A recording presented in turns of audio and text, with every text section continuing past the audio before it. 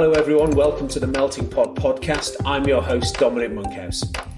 The Melting Pot is as a result of my hunger for optimizing business performance, scaling up organizations, corporate culture, customer addiction, building high-performing teams, along with a few other obsessions along the way.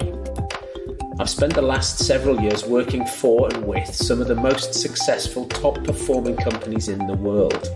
And this podcast is my attempt to synthesize what I've learned along the way to help you build a high-quality business and live a more fulfilling life.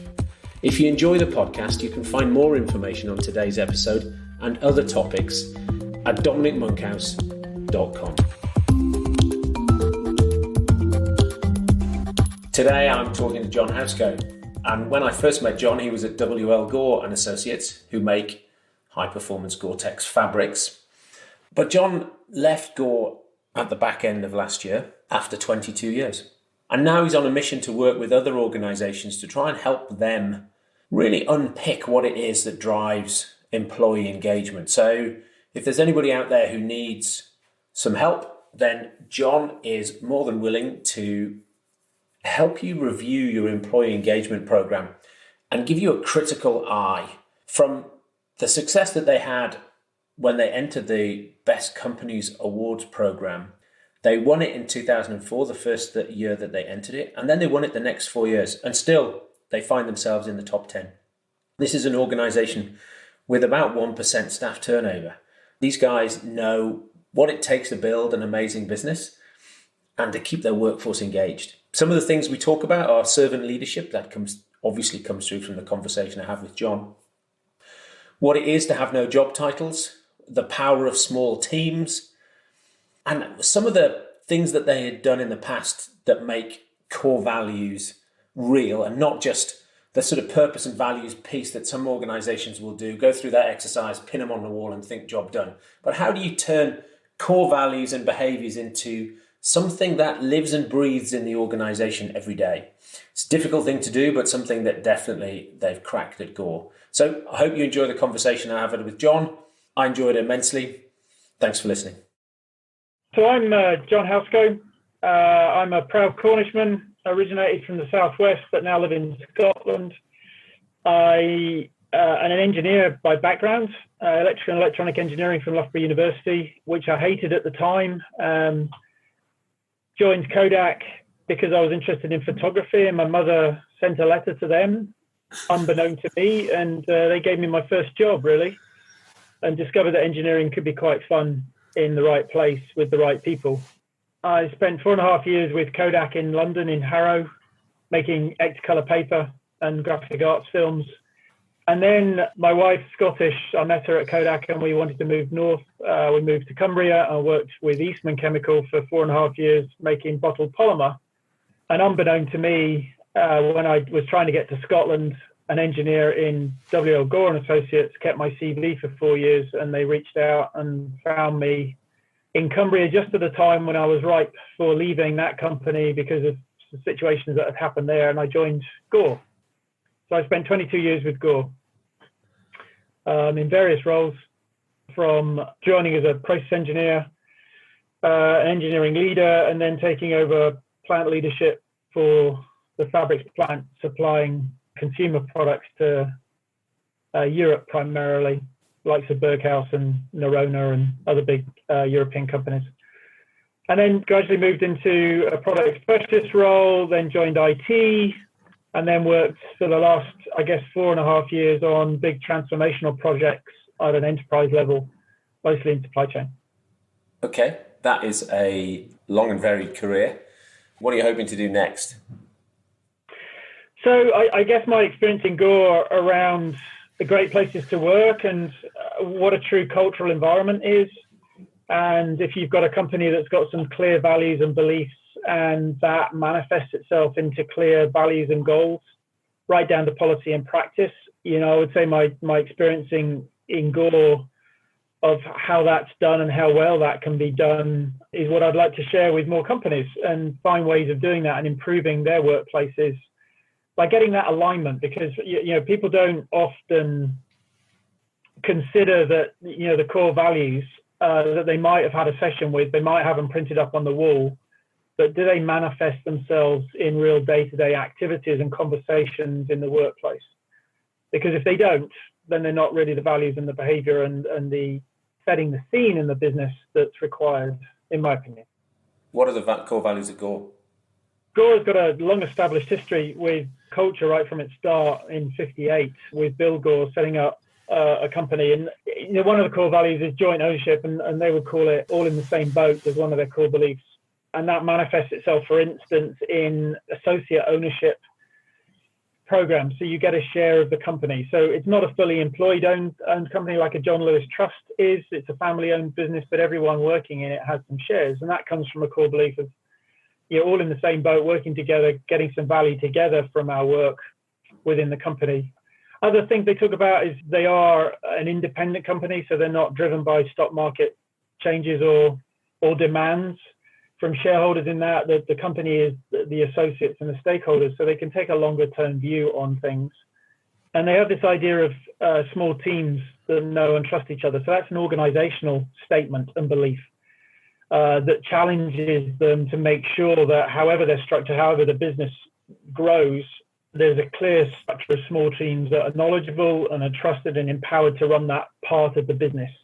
That's a core framework that's set up within Gore and manifests itself right through the organization. And in terms of small teams, what does a small team look like? How small is it? So, I mean, there's lots of theory out there about team size, right? You get so big and the communication channels start to break down and there's a lack of trust.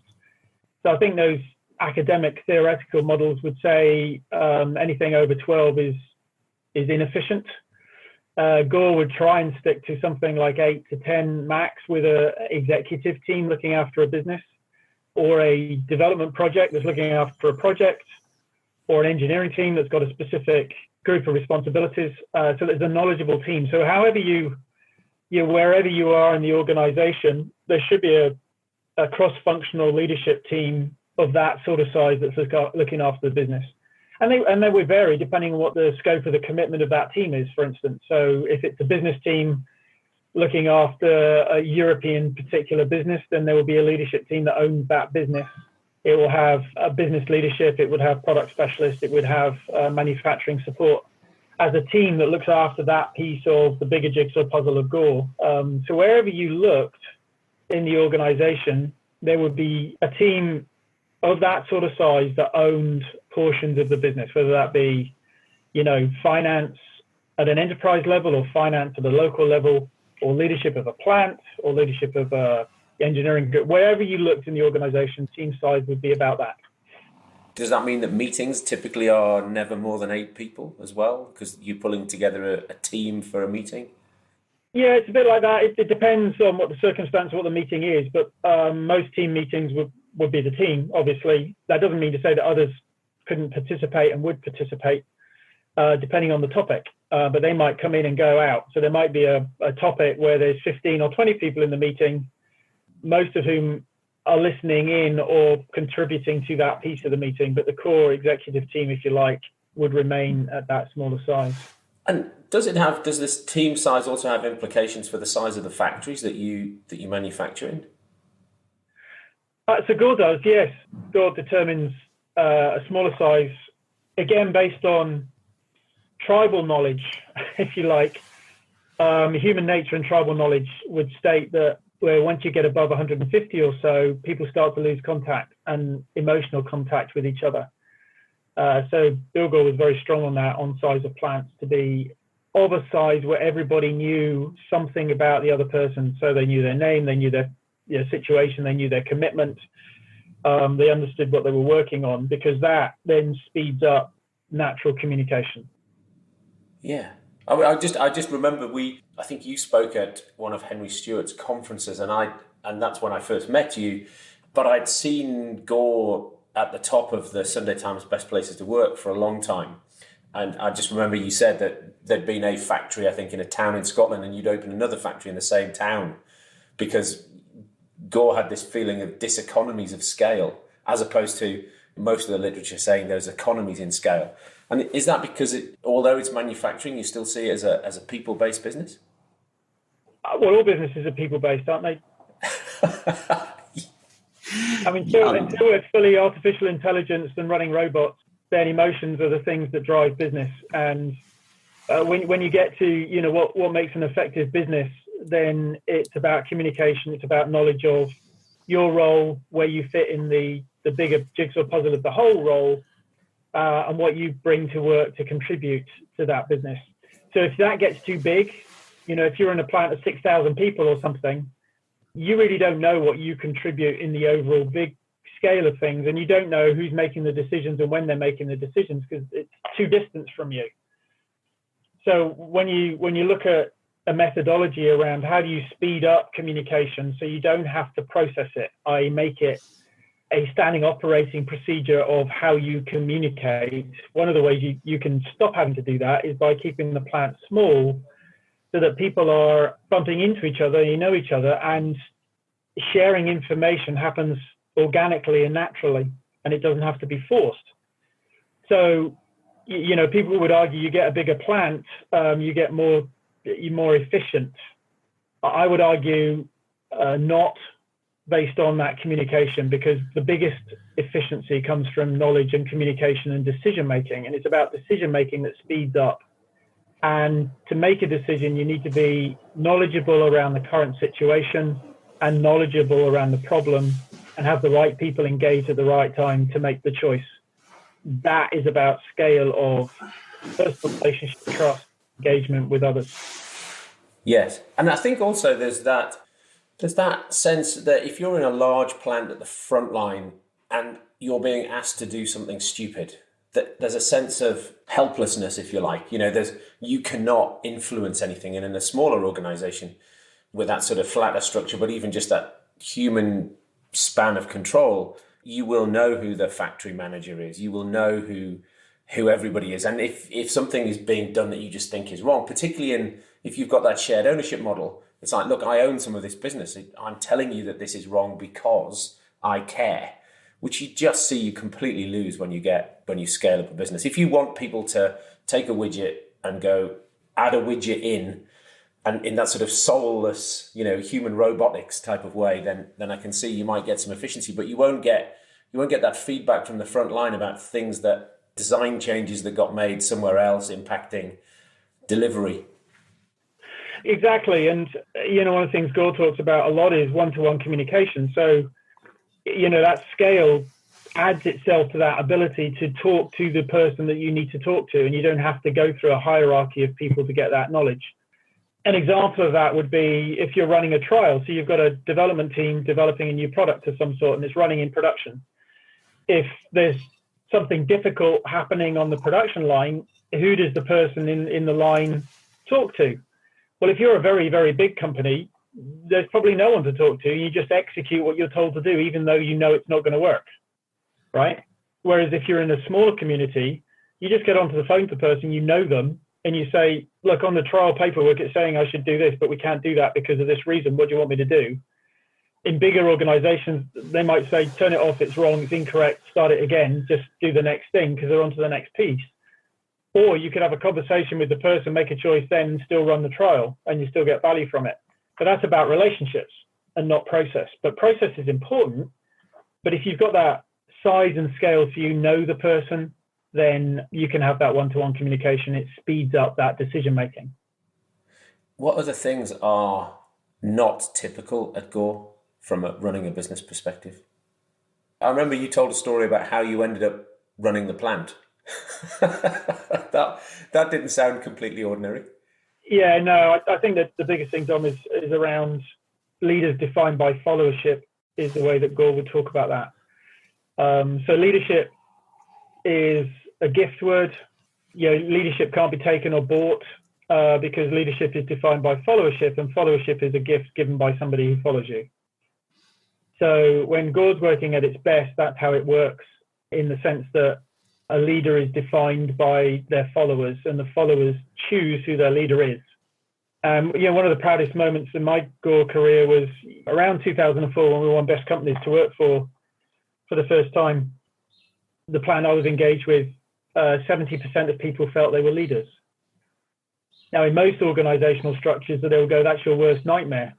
But in Gore's structure, that's fantastic, because that means a large proportion of the team feel they own something and are most knowledgeable about it, that they can lead the conversation in that expertise. So when you talk about engagement at work, that's really important, because, you know, they feel that they own something, they contribute to something, they're important to it, and that's true engagement. So when you talk about efficiency, right, and truly effective efficiency, most companies try to improve that at a large scale, where actually, you know, it's a bit like Dave Brailsford and the minute detail of getting British cycling to where it was, you know, marginal gains. Well, the biggest marginal gain that's out there is independent, knowledgeable decision making that's devolved to the organization at a level where it can operate really, really effectively. And that whole followership leadership thing really helps that, because, you know, against a traditional organizational structure of a pyramid with someone being at the top, the person at the top of Gore is only there because of the followership they've got. And the people that they interact with are only there because of the followership that they've got. And those people are only there because of the followership that they get. So the pyramid's actually upside down. So the power is with the broad community who are selecting their leaders, who select their leaders, who select the leader. And that's the power base. And so nobody ends up in a position of leadership unless they have the skills that the team they're leading think that they're the best person in the team, or today they're the best person for this role. Yeah. And, you know, I've been involved in circumstances where teams come and, you know, I think when I joined, or when I took over manufacturing leadership of the plant, there was 2 previous manufacturing leaders in the organization, in the room, in the space at the same time, right? Now, in most organizations, that couldn't happen because, I don't know whether it's ego or position or what, but most people can't take another commitment in such a small, and we were quite a small team, really, of that scale. You know, it just doesn't happen. But in Gore, that's commonplace, that you just have different commitments, you take different commitments. And there's no ego, position or anything associated to it, because they're gifted to you and they can be taken away as well, or lost, or you choose to move on and go somewhere else. Or there's a gap where people feel that you would be the best person for the gap. Absolutely. And I would argue, you know, in majority of companies, there's no mechanisms for doing that well. Some big companies might have professionals that are looking for talent around the organization, right? But again, I'll get back to that small team piece of knowledge and trust is, you know, what makes a person. And it's not a black and white piece of paper that's got a CV or a history on it. It's about the engagement and the feeling that they give to other people and the capability they bring that is recognized by other team members. That can't be processed in the sense of documented, so you can look in a big organization and say, oh, that's the person for this gap over here. It's more involved than that. It's more emotional and it's more knowledge-based. And also, it's impossible to do when you get more than 100 people in one team, because people just don't know. Somebody says, should Fred run X? And people go, never met the guy, don't know who he is, couldn't comment. Absolutely. And then surprises happen. Like, why have we got this person that knows nothing about it? And the mentality of why someone's been given a role, rather than someone being gifted the role, has to be explained. And yeah, you need to do that in big organizations, even in Gore, you need to do that. I mean, the most surreal example of development and people control, if you like, was there's a textile company in southern United States called Milliken. Mr. Milliken had this war room, and I was there for a 2-week training course, and they took you to the war room. And literally, it was a very large room, and it had and it was a very, very big organization. It had every single leader's name in boxes in this hierarchy on the walls. And he used to come in there and he just used to move people, pick them up from one part of the hierarchy and move them to another bit of the hierarchy and do a shuffle. I don't know how often he did it. He just did the shuffle, right? Just to give experience. So he was the talent manager of the whole leadership structure for the whole organization. And it was on this war room. That was his live organizational chart that managed it. Now, that's one way of doing it, right? He just said, well, we've got good people. I'll take control. and I'll develop certain people, and I'll hear from the feedback, and I'll move them around to give them the right experience. So we've got year leadership for the future. But if you go to those teams, and then suddenly this Joe Bloggs turns up from wherever to lead your team, how do you explain that to the team? How does the team know? So then it becomes like an education, because the leader knows nothing about that. So how can they lead? They're just gonna, they're the appointed person, but they need to learn. So I would find that very, very strange, but it's a way of doing it for sure. It's certainly that happened to me when my first job out of university was with Marks and Spencer, and I would every 6 to 12 months get moved from one store to another. And every time I moved stores, I would change departments, because it was about giving you the experience of different management teams, different locations in different departments. But it meant that the people that you were managing knew that you knew nothing, and you were there for 6 to 12 months. So the skill you developed was getting them on side quickly. And so that I found a useful skill to have learned. But I know that some of the managers would turn up and the teams would just work to rule or be difficult, or, they just say, we only have to put up with this joker for 6 months and they'll be gone. So let's just, frustrate them at every turn. And, the learning is, what I would argue, is not real learning, in the sense that, you're just seeing what they're doing. It's like being at a lecture and you're watching it happen in front of you, but you've not actually done it. Because you're not there to make it, in a year or 18 months, you can't make a big difference to a team. No. You can badly. You can impact them really badly very quickly. But to actually learn and understand and make improvements, you're not doing that. You're basically just learning how work is done in different departments. And so what else do Gore do that most organizations don't? I think the biggest thing for me is that, the alignment of values and beliefs is a language that's used throughout the organization. And that's critical.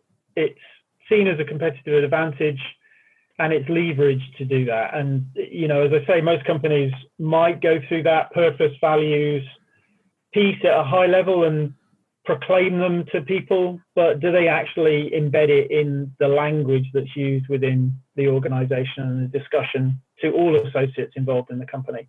Do you have job titles?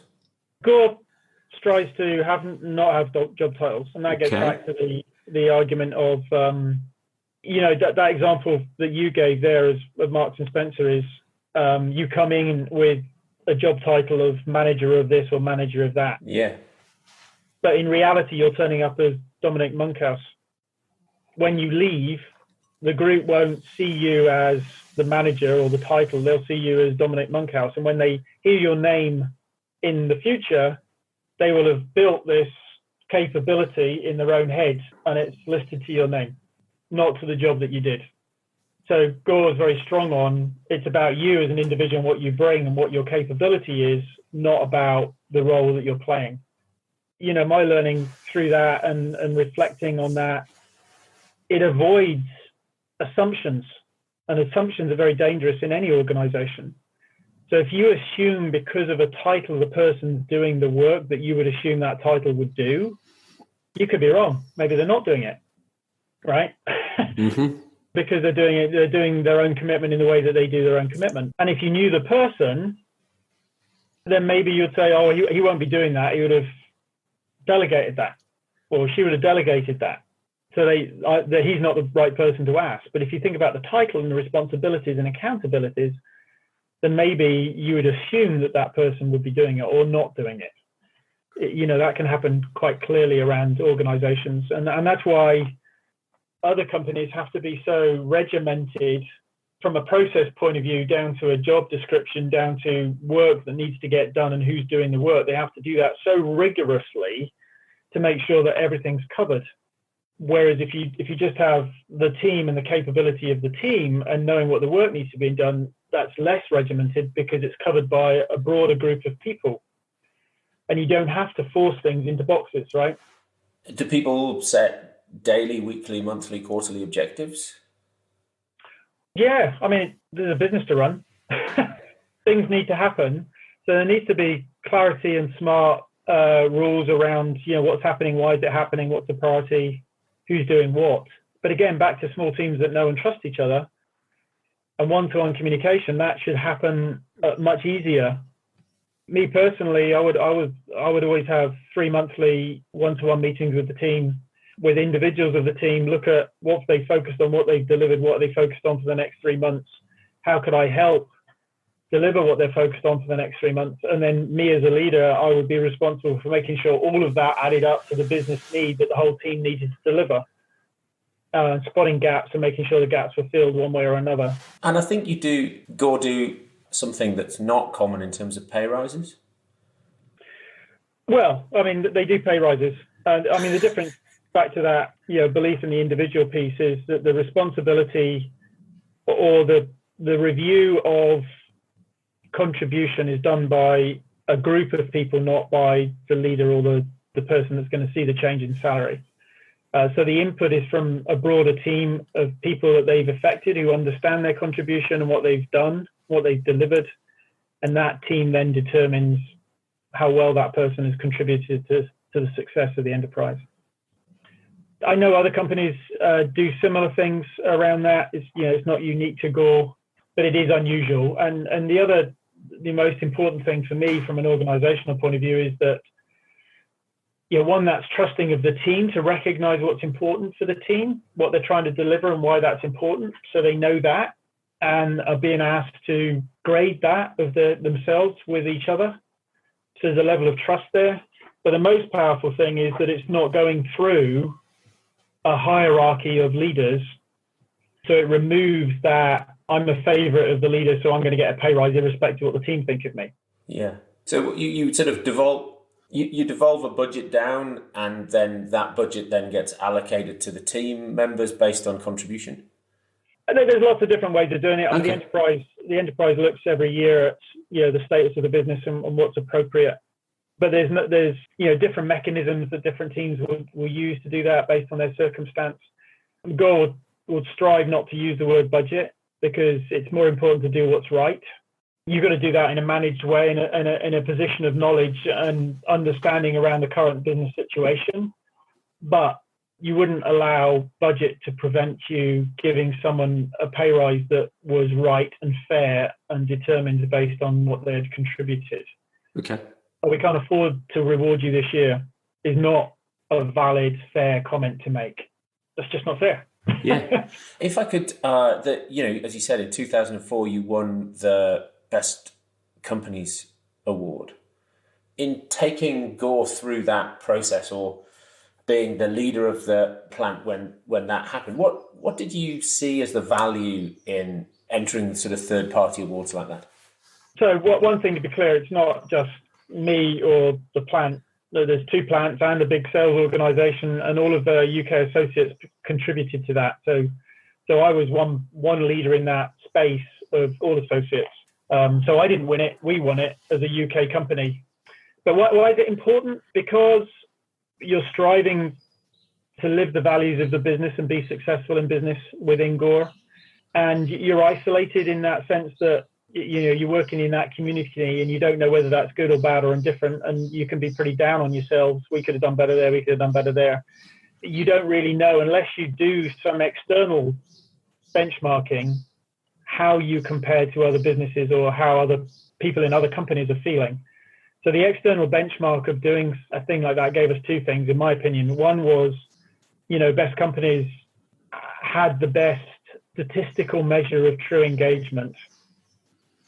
So their mechanism and process for delivering the results was the strongest from a scientific and mathematical point of view around you could believe the results. But the other big piece is that then compares you to other companies against that strong measure around how well you're doing. I mean, we never expected to win it. The whole of the UK was immensely proud when we did. And the fact that we went on and won it 4 years on the trot was unprecedented, really. My biggest thing about that, for the country wise, is that I'd like to think that Gore helped in that period motivate other companies to become better workplaces, and that's where my passion is for the future. Is a set of leaders and directors or boards or whoever have got control really appreciating the difference that a great workplace has, not only on the health of the people they employ, but the wealth of the business, because it's a double whammy in my view, right? If you've got a great workplace where people are engaged, wanting to come to work, proud to come to work, have a voice, are listened to, then the business is going to be stronger for that and the business will be more successful. Did those 4 years overlap with 4 years of economic success in the business? It was a big growth term for us in that period, but it was also beset by massive, massive challenges within certain parts of our business for sure. So, supply chains were hard and difficult. There was big transition in areas. So the challenges were immense, actually. And the associates, weren't sitting back and putting their feet up going, this is easy money. It wasn't. It was a lot of very, very hard work, lots of people working lots and lots of hours to cover the business that we needed to get done. And we weren't successful in all of those things. There were some very difficult, challenging moments through that at the same time.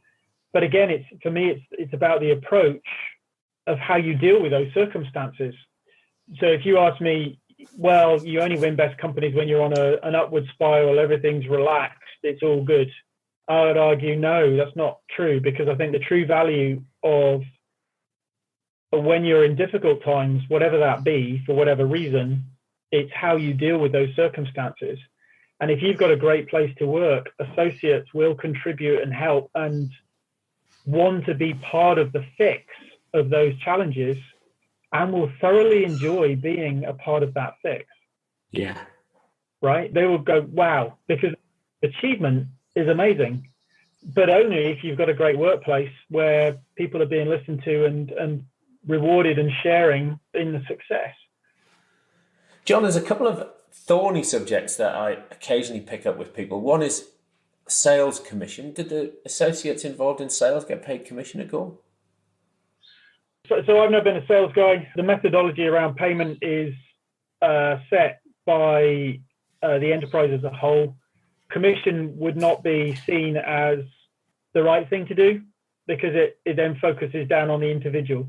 And if you're focused down on the individual, he's losing sight of being part of a team and a bigger goal, right?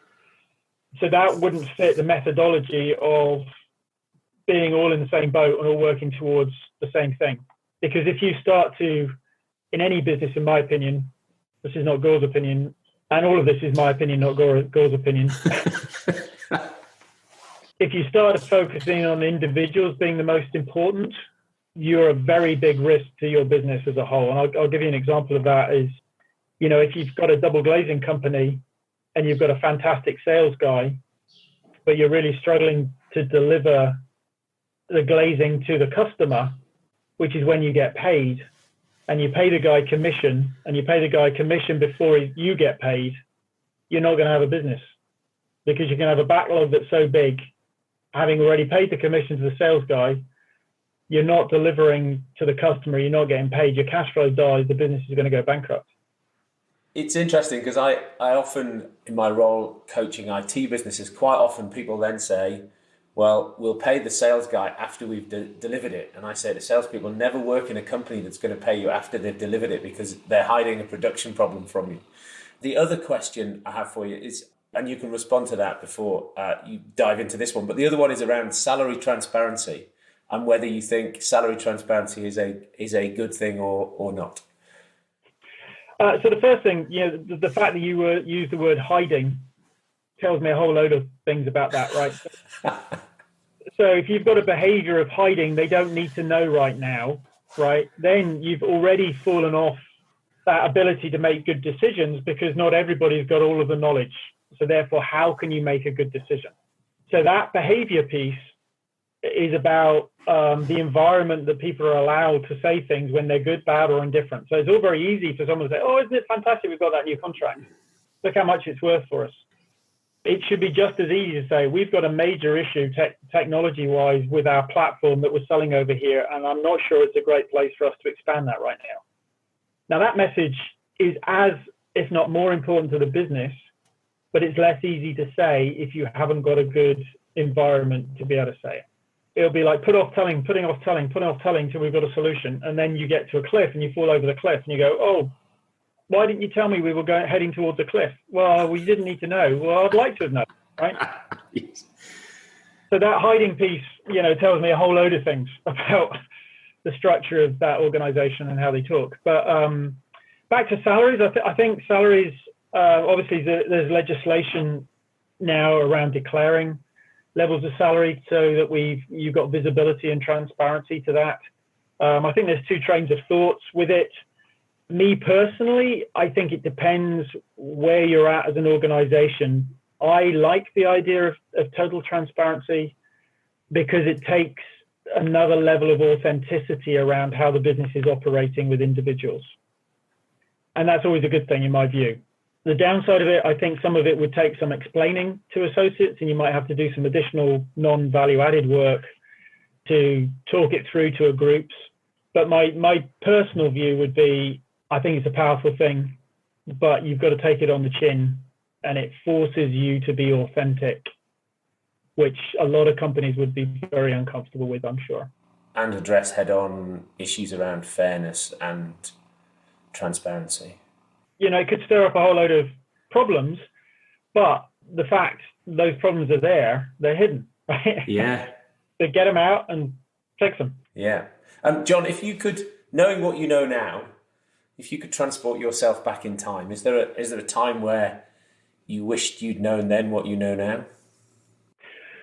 Yeah, I guess the things I learned about how things really work, it took Gore throwing me in at the deep end, if you like, for me to get to a level of self-awareness to even think about things in a different way, because it was never trained. And I went through Kodak as a sponsored undergraduate. I worked there for 2 summers, and they basically threw you on every single course. If there was a space in the course, they just put you on the course, right? So I remember going on this course called Achieving Objectives Through Interactive Skills at Kodak. And it was basically teaching you to think about what you wanted to get done, who needed to make the decision, and what that person needed to get from you for them to make the right choice for you. So it was basically a course of manipulation. Let me teach you how to manipulate your leader to get what you want done, right? And that just flew above my head as a 24-year-old or whatever. But when in reality, when I look at, say, how does work actually get done, then it's about a level of self-awareness and self-appraisal and critical eye on the emotional state of teams and people. That is where work gets stuck or flies. It took turning up at a Leadership Trust conference in Ross and Y when the Leadership Trust used to do those, and it's called the Head and Heart of Leadership. And it was the first experience I had of this term EQ, the emotional quotient, compared to IQ, which everybody knows about, level of intelligence. And what they were basically arguing is you need enough IQ, but to be really successful, you need this EQ stuff. So it's not the most brightest people in the world that are successful. It's actually the combination of intelligence, but with an emphasis on the emotional connection that they have to people that's most important. And I remember at the time I was leading the plant and I was personally struggling, and I was just confused, and I couldn't understand. I couldn't articulate why I was confused. And what it turned out to be in my head once I got it straight was that I had some of that EQ piece that was recognized in others. I didn't recognize it myself. So if you like, I was blind to what others saw in me, and that I needed to improve my own self-awareness and how I affected people both positively and negatively, and to focus some time on understanding that. And I think I was probably 35 when I learned that. If I'd learned that when I was 25, I don't know what I would have done differently, but it was so powerful for me, not only at work, but in my relationships with my friends, my family, with my partner. It's that awareness of the impact you have that's the most powerful thing. It really frustrates me when people say, oh, that's just Jim, or that's just Julie. It's like, well, there's a choice there. And I believe there's a choice. And I believe there's a, 10 millisecond, 20 millisecond before you react to something, you've got the choice to, am I going to react the way I've always reacted? Or am I going to choose how I react? And, some of that is programmed in us as we grow up through our lives. And I remember this other Kodak course I went on was about experiments that they did in the 50s and 60s where they'd cut a hole in someone's head and they'd stimulate, right? Literally, they would stimulate a bit of someone's brain, and the person would literally relive a memory physically and emotionally of that time.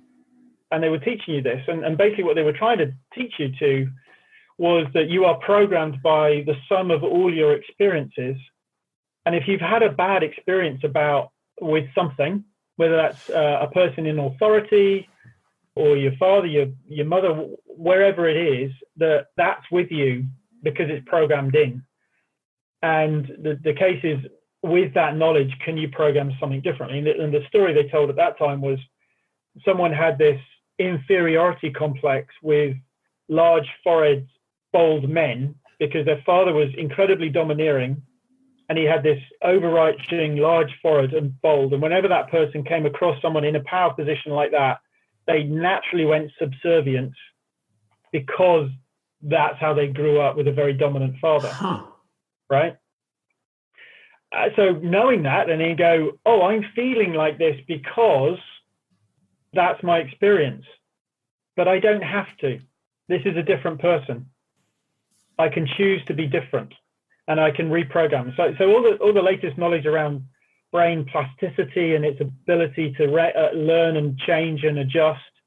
You know, when you get a bang on the head, it's suddenly a different person. Well, is it a different person, or have they lost some of their traits that's being built up at that level of experience? I don't know. I'm not a brain surgeon or knowledgeable about that, but just being aware of what you can do is the most powerful thing to me.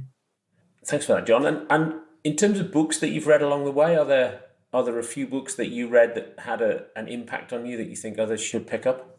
Yeah, so I guess on that same theme is, now discover your strengths. Gallup did that a good few years ago now, probably 15 years ago. Yeah. Analyze, what makes great results at work, and understanding the traits of people and understanding that. And when we went through that Gore again, and you can psychological profiling if you like, you can go through a test and it comes out and says these are your themes. And I learned a lot from that because the first theme that came out was responsibility. So I naturally take responsibility for things, and I go, that makes so much sense, right? As soon as I read it, I'm going, oh my God, that's why that happens, And I was just amazed that someone doing some research in general human nature can be so pointed, and you can see yourself in it so closely. Yes. You make a promise, keep a promise. That's in your DNA. Right. Yeah. What else? Any others? So the other thing I'm reading at the moment actually is, so I'm passionate about employee ownership and the benefit that can give society as a whole. And, people see it as a mechanism for lots of different things. The mechanism for me is that we put back responsibility and accountability to us as individuals in society that we seem to be losing more and more of over the years. So, who's responsible for law and order? Well, we are, not the police. The police are responsible for checking it. Who's responsible for your health? You are, not the doctor. The doctor's responsible for helping you cure yourself when you're ill, but your health is your responsibility. And I think business health and business success and great workplaces should be the responsibility of you as a member of the team, and employee ownership really can get you to that another level of engagement at work and responsibility and reward at work, and fix some of the have not differences. So I'm actually reading a book called The Eternal Business right now, which is by Chris Budd, who's talking about a transition of a business from ownership to employee ownership. There's lots of methodologies. I don't agree with everything that he says, but it's great that it's been published and people are starting to talk about it, and it's getting on the agenda a little bit more. That's great. I interviewed Simon Bitcliffe recently on the podcast, and he transferred his business into trust. And from his perspective, the business is creating wealth for his employees. And that's the purpose. So, it's fascinating to talk to people about that sort of, well, you said earlier about giving up ego. It's that, that this isn't about me. This is about everybody else, and just running a business differently. Fascinating. I'll definitely go read that. John, thank you very much indeed for your time with me this morning. It's a pleasure.